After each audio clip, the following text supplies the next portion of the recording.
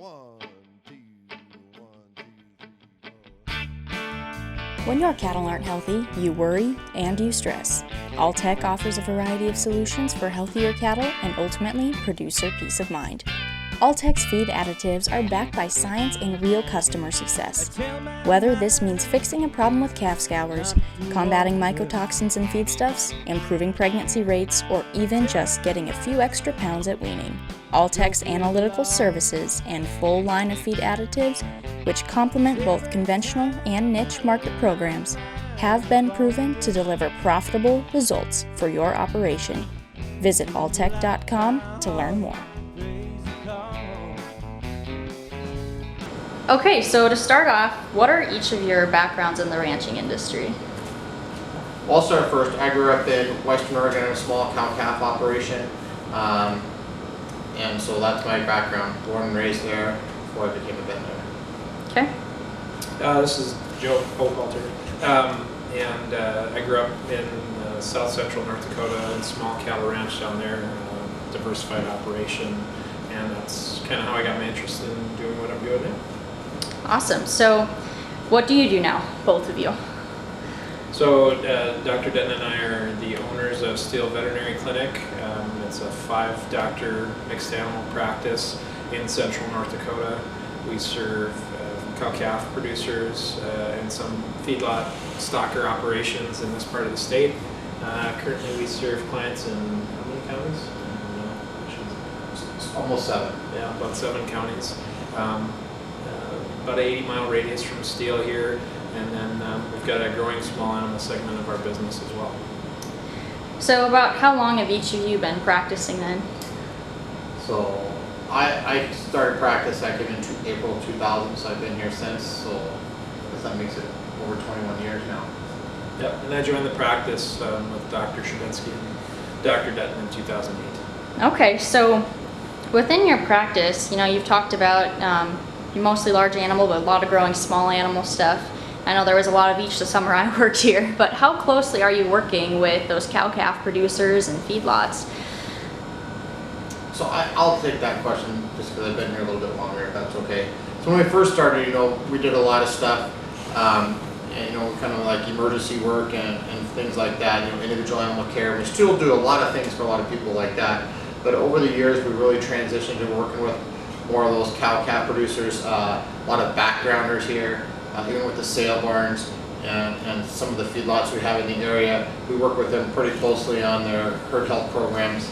And we like to say we start at the calf and get them to the cow, and obviously not everything stays for a cow, but we get those to market, those calves to market and stuff. So we've really worked with them on their herd health programs and help utilize and maximize their efficiency in their cows. Awesome. So those are herd health programs with the rancher, with the backgrounder, with the feedlot, all through the supply chain? Kind of all segments, yeah. So I mean, each client of course needs different things and wants different things, and so it's kind of a almost custom fit, I would say, for each person. There are some clients that are pretty comfortable making some of those decisions on their own, and others come to us and ask us every year, what's new this year, what do I need to do differently, and we kind of try to either change or modify things to address problems that they may have had during the past year, and kind of maybe forecast a little bit for problems that they may encounter in the future. Like this year, for instance, it's been pretty dry here in central North Dakota, and so coming out of spring calving season, we talk to a lot of clients about, hey, it's going to be dry, we need to worry about anthrax, we need to worry about blue-green algae, we need to worry about these kind of things, and hopefully help them make some decisions about managing their cow herd inventory and herd health plan, and the whole gamut, I guess. I would agree with that, and fortunately this year we even helped with some of the culling decisions they had to make because it is so dry in our practice area. So we, and like Dr. Hochhalter said, we have to work, every client's different, and some want a lot of input, some want just a little, so just every client's different. We do customize that to each of our clients. So when you're working with these herd health programs, is that something where you set up a time to meet with them individually, or is that just kind of when they come in, then you just kind of start the conversation there when you randomly see them, or they come in for a product? Well, Shay, that's a great question because every client's different about that. Some like to do it when they come in and visit, and they'll visit with one of our veterinarians. And like Joe said, there's 5 veterinarians here. Or some of us, depends what segment they're in, some of us like to come out and help them set up programs. We go everything with their help and everything from how to get vaccinations and proper vaccine handling and storage and mixing and all those fun things. So every client's a little bit different like that. So we do some of each. Some of it's done here at the front counter in front of the cooler. A lot of it's done chute side, I would say. When we're out there, we're testing fertility testing bulls or something right now. We're going through those protocols and they're asking questions, and we're seeing how things went this spring and trying to help them out throughout the summer, what they need to do and prepare for fall. I think along with that, it's nice for us to have multiple kind of points of contact with them. So yeah, a lot of stuff does happen at the front counter here when they come in and they go, you know what, I'm working calves, this is what, what do I need, blah, blah, blah. A lot of it does happen chute side because all of a sudden we're doing pregnancy checking or ultrasounding and we're finding out we have more opens than usual. Okay, what happened? And we start maybe some of those conversations chute side and then say, okay, let's come into the clinic, let's look at the data, and let's figure out where did we fail, what do we need to do differently, what do we need to do better next year. And so, I mean, again, I think that's important to have multiple points of contact. Sometimes it's in church on Sunday. We get out of church and you have somebody that, is asking you, hey, I'm having this problem, what do you think? And so, yeah, I think that's the big thing. It's not always a set schedule time, but it's various points throughout the production year. So what would you say are the main benefits of having a strong relationship between the veterinarian and the client and creating those herd health protocols? First of all, I think it's really important when we do work those clients really well, whether it's chute side or we set up a time or having those multiple contact points like Dr.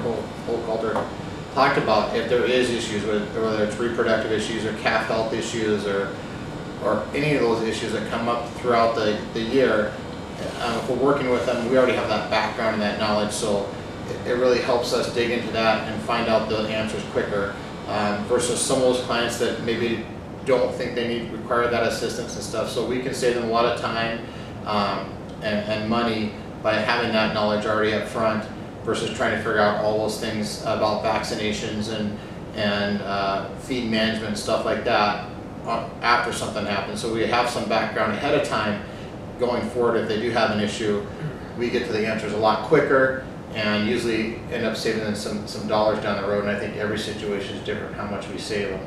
Yeah, definitely. And it is nice to have that interaction and have been out to some of these operations. And when we work closely with people and you get a couple opportunities to get out to the ranch and then you go, oh, well, we're dealing with problem X.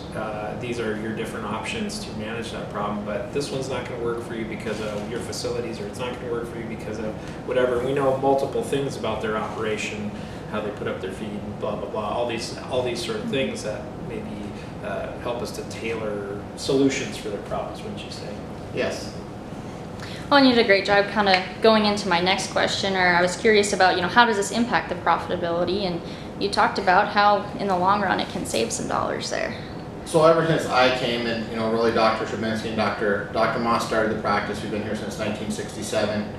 And then Dr. Stravinsky was on board and since retired. But I think the big thing we view ourselves as is we're just not a bill to our clients. We consider our good clients, we consider an asset, and we're kind of in partnership with them. We want to make sure you're using the right vaccines, doing things properly, not over-vaccinating, have a strategic deworming program, have a good reproductive program, most importantly have a good feeding program, because all of those things help. So we're really trying to partner with our producers to make them profitable, because I just don't want to see Shay here right now. I want to see her kids take over years from now. So it's a lot of multi-generational farms, and we try to help do that. Obviously there's other things that play into that, but we really want to try to help those and become an asset to those producers. And I think most of our good producers, the majority of our clients will view us as that. Yeah, certainly, there are clients that will jokingly, I hope, to say, you guys are here just to sell me a product or whatever. But in all honesty, our success that we've had here is because our clients are successful. And we've been fortunate, in the short time I've been here, to get the opportunity to work with some really progressive clients that not only kind of push us to be be more progressive ourselves, but also, and advance our services and whatever. But, like Troy said, we try to be an asset to those clients, and hopefully they view us that way, not in the expense column, but in the asset column. So.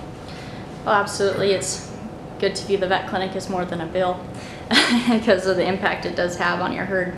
So what you've touched on it throughout this interview process, but what would you say are the main components of that solid relationship between a veterinarian and a rancher, or backgrounder feedlot? I think the main components is you got to be really honest with each other, because there's sometimes whether it's a cow-calf producer or a backgrinder or a feedlot situation, you just got to have that communication. It's got to be there, and you got to be real honest with each other, because there's times that people, it's hard to say something, and you don't want to beat around the bush, because you got to really say it in a nice way and let them know what's going on so we get to the problem. I think communication is key, and having that willingness to share knowledge. What do they do, and be able for us to be able to ask questions. I think that is just huge. We can talk about all those other things, but we got to have that open communication right away, and that trust in each other. We're there to help them. I think that's probably the most important thing. Dr. Hochhalter can probably expand a little bit on that, but to me, that's where it starts. Yeah, definitely. And, I think it's important. We're in a small rural community. The people that we're helping are clients, of course, and they're integral to the success of our business, but they're also, we're on, church council with them, those people. We're in other organizations. We see them around town, and so it is a community thing as well. I think the other thing that has been kind of part of our success is just being available. And we have the good fortune to have 5 veterinarians on staff here, and so it makes some of the after hours and on-call thing a little bit more manageable for us. But I think part of the reason we are successful is our clients can call us any time of the day, and on a weekend, on a holiday, and they'll reach somebody here. Certainly maybe it's not the time that we want to be called in on a weekend or overnight, but our opinion is if somebody's going to be calling at that time, it's because they need help, because there's a lot of other places they'd rather be at 2 o'clock in the morning than at the vet clinic in Steele. So just being available and being accountable too, I think, to our clients. Certainly we fail, we make mistakes, and being honest with those clients about some of those shortcomings and learning from them and moving forward from that. I think those are all things that have kind of contributed to some of the success here. Well, absolutely. So kind of going on the opposite side of that, what are the biggest mistakes you can make with that relationship? From a client perspective, it's really important to have that relationship with the veterinarian is be really super honest with us. If you did something different, or you changed something up, or changed a protocol in your vaccinations, or skipped something, or forgot to do something, let us know, because it's so important to us to help you resolve that situation. And that's one of the things we struggle with some of our clients that maybe don't utilize our services all the time is, they're almost ashamed to tell us they did something different or something like that. But if you're really super honest with us, we're going to get to the bottom of that issue a lot quicker if we can cut to the chase and just figure out what's going on, and we can build on that relationship and get that issue resolved quicker. So I think that's so important to be there. And the other thing I think is really important is if you're having concerns or issues, call early. And I've run into that over the years where people are embarrassed of the situation. Maybe they had too many sick calves, or maybe they're treating more in a pen they should, or have more death loss they should, and a backgrounding thing. But you can call early, we can help you mitigate some of those things and figure out what's going on, whether you're dealing with sombus or mycoplasma, or maybe it's a vitamin and mineral deficiency that's causing those issues. So it's really important. Call us early and be really honest what's going on.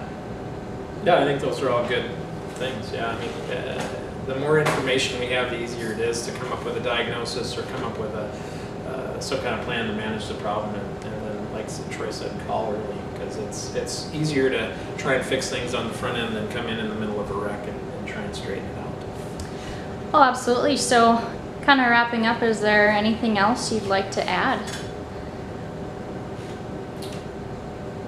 I'll just say what Dr. Hochhalter said earlier, we're in the community, we're here, we're available all the time, and I think that's what is good about working with your local veterinarian. We're here all the time, we're with you, we answer the phone 24/7, 365, and I think that's really important to have that resource available, because cows don't know things don't happen 8 to 5 Monday through Friday. They happen on Easter and they happen on Thanksgiving and stuff. But you know, we're here and available to help our clients, and our clients see the value in that when they maybe don't talk to friends that don't have that opportunity in other parts of the world. So and I think that's really important to have that relationship with your local veterinarian, because they are really here to help you and partner with you and make your operation successful. Yeah, and I would totally agree with that. And we want to be that resource to people. I mean, we have people that come in and ask for advice, or you know, specifically, let's say product or whatever. Oh, I should remember from last year, and I just don't remember. It's like, you know, farmers and ranchers have so many things to keep track of, and whether it's, you know, stuff going on at the farm and ranch, the activities that their kids have in high school, this, that, the next thing, what chemical are they spraying on my soybeans? You know, we can't expect them to remember every drug that should be used for every situation, or what your vaccine protocol should be. And we try to be open and honest with our clients that that's what we're here for. We want to provide that service to you. We want to be available for you guys, and do things like our annual meeting to provide client education and keep our producers kind of on the leading edge or on the cutting edge. That's what we're hoping for anyway. Well, awesome. Thank you very much for being on the show today. Thanks for having us. Thank you, Shane. When your cattle aren't healthy, you worry and you stress. Alltech offers a variety of solutions for healthier cattle and ultimately producer peace of mind. Alltech's feed additives are backed by science and real customer success. Whether this means fixing a problem with calf scours, combating mycotoxins in feedstuffs, improving pregnancy rates, or even just getting a few extra pounds at weaning, Alltech's analytical services and full line of feed additives, which complement both conventional and niche market programs, have been proven to deliver profitable results for your operation. Visit alltech.com to learn more.